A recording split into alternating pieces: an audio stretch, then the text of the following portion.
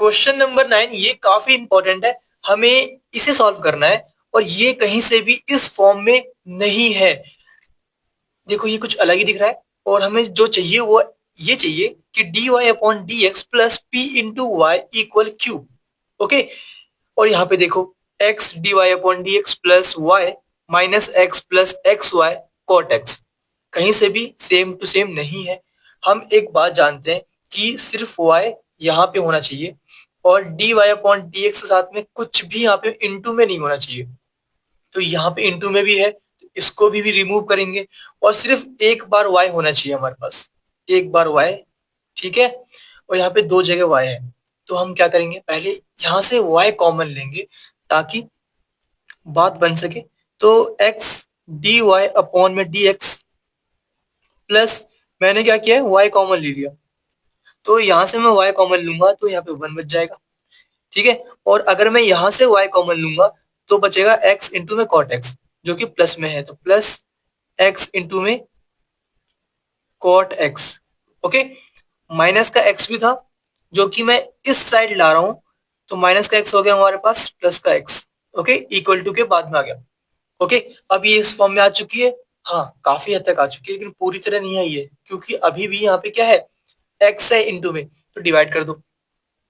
ठीक है, तो इस x को सबसे डिवाइड कर दो, तो dy अपॉन में dx प्लस, तो यहाँ पे क्या है 1 plus X cot X upon में x आ गया, इंटू में y भी है हमारे पास इक्वल टू में x अपॉन में x जो कि 1 हो जाएगा। ओके, हमने क्या किया है, हमने पूरे को x से डिवाइड कर दिया तो ये x कैंसिल हो गया, इसके अपॉन में x आ गया और इसके अपॉन में भी x आ गया जो कि कैंसिल होके 1 बच गया। ओके, अब ये प्रॉपर इस फॉर्म में आ चुकी है dy upon D X plus P into Y, ये हमारा p होने वाला है इंटू में y, सिर्फ एक बार y होना चाहिए जो कि दिख रहा है एक ही बार y है, इक्वल टू q, q ये रहा 1।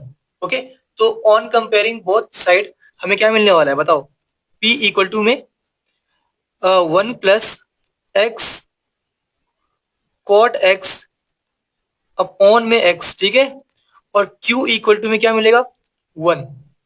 और हम जानते हैं कि पहले हमें क्या निकालना होता है, इंटीग्रेटिंग फैक्टर। तो मैं इंटीग्रेटिंग फैक्टर हमेशा की तरह इस साइड निकाल देता हूँ।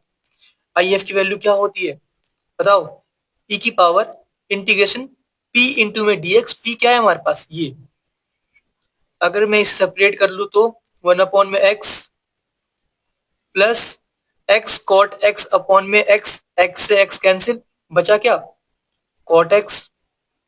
ठीक है, और फिर dx, तो मैंने इसे यूज किया है। आई एफ क्या होता है e की पावर पी डी एक्स, तो मैंने ये पुट कर दिया। ये दोनों एक ही बात है क्योंकि सिर्फ मैंने डिवाइड किया है 1 अपॉन एक्स और x कॉट x अपॉन में x, x x कैंसिल, ये बचा। अब जल्दी से इसे इंटीग्रेट कर दो ताकि आई एफ की वैल्यू मिल जाए। तो e की power integration of 1 upon x क्या होता है, log x होता है ना, log मोड x। फिर बताओ plus integration of cot x क्या होता है, log साइन x होता है, log mod sine x। Okay, ये वैल्यू आ गई हमारे पास। और हम जानते हैं कि log m plus log n क्या होता है हमारे पास, log m इंटू एन, मतलब log मोड के अंदर x इंटू में साइन x। ठीक है, मोड के अंदर x इंटू में साइन x। और ये बात हम जानते हैं अच्छे से, जब भी e होता है और पावर में log होता है तो हम मन ही मन कैंसिल कर देते हैं, वैसे कैंसिल नहीं होता है लेकिन हम मन ही मन कैंसिल करके सीधा डायरेक्ट लिख देते हैं कि x साइन x। ओके, ये बात पता है। और हम जानते हैं इस चैप्टर में मोड की कोई खास वैल्यू नहीं है तो हम सीधा इसे x साइन x लिखने वाले हैं। ठीक है, तो हमें मिल गई आई एफ की वैल्यू x साइन x। तो अब हमें करना क्या है, इसे यूज करना है।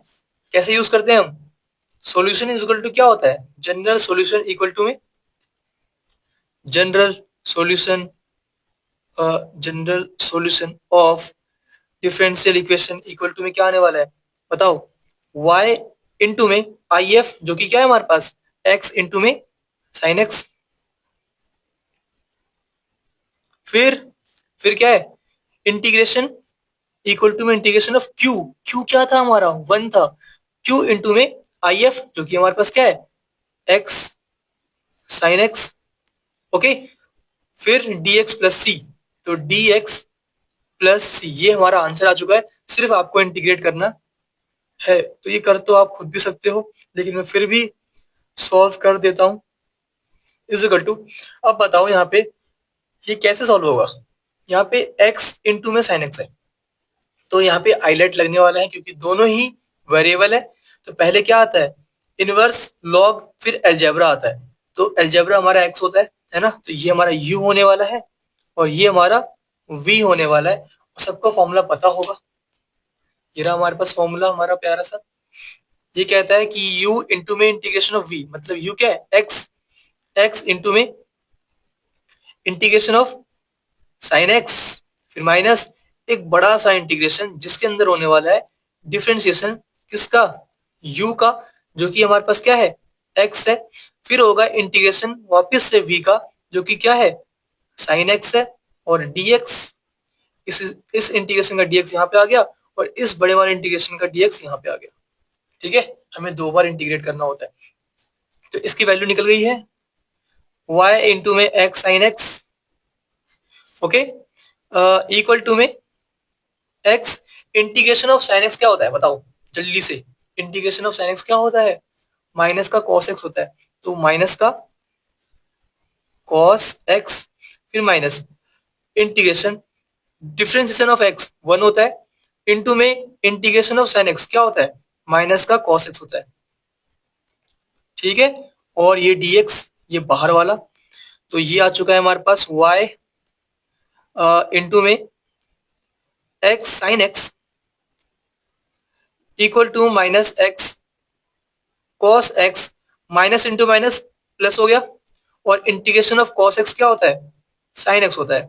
तो साइन x पुट कर दो, प्लस एक कांस्टेंट वैल्यू लिखनी होती है तो प्लस c, ये हमारा आंसर आ चुका है।